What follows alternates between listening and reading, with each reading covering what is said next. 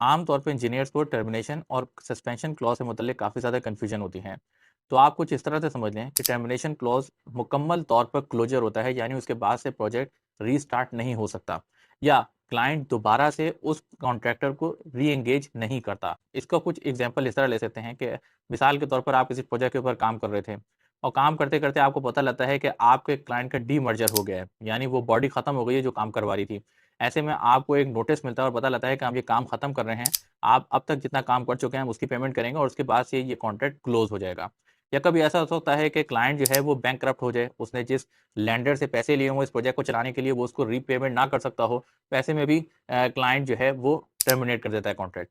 लेकिन कॉन्ट्रैक्टर भी टर्मिनेट कर सकता है। मिसाल के तौर पर जो कॉन्ट्रैक्टर ने जो है वो किसी के साथ कोई कर्जा लिया हो काम को मुकम्मल करने के लिए और वो कर्जा वापस ना कर सकता हो, लिहाजा उसकी परफॉर्मेंस कम हो जाती है और फिर उसकी ज़ाहिर है परफॉर्मेंस बॉन्ड या परफॉर्मेंस गारंटीज़ जो है वो भी रिन्यूअल नहीं हो पाती। ऐसे में क्या होता है कि कॉन्ट्रैक्टर के डिफ़ॉल्ट की वजह से भी कॉन्ट्रैक्ट टर्मिनेट हो सकता है। तो टर्मिनेशन का मतलब ये होगा कि एक दफ़ा अगर प्रोजेक्ट क्लोज़ हो गया तो अब ये रीस्टार्ट नहीं हो सकता या जिस पार्टी के साथ प्रोजेक्ट क्लोज़ हो गया हो अब उस पार्टी को दोबारा री-एंगेज नहीं किया जा सकता।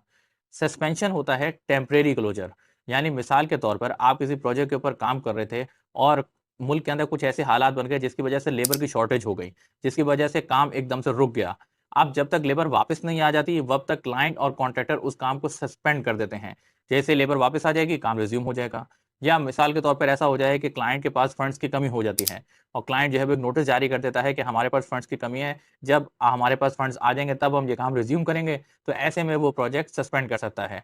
इसी तरह कॉन्ट्रैक्टर भी ये सस्पेंशन करवा सकता है। मिसाल के तौर पर कॉन्ट्रैक्टर किसी प्रोजेक्ट के ऊपर काम कर रहा था, वहाँ अचानक से क्रेन जो है वो गिर गई, तो उस सूरत में काम कुछ अरसे के लिए सस्पेंड हो जाएगा। जैसे ही वो क्रेन सही हो जाएगी, वापस से काम रिज़्यूम हो जाएगा।